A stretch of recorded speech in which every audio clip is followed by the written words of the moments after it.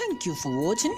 Please subscribe and press notification for more videos.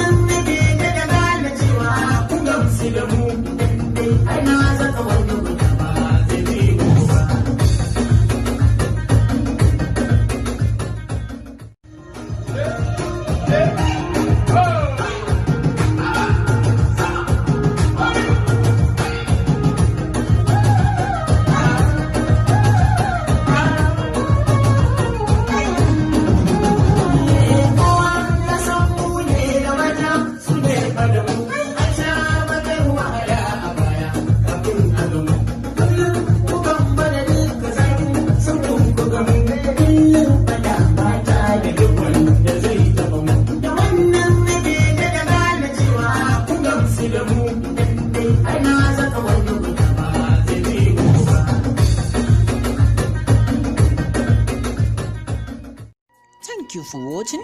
Please subscribe and press notification for more videos.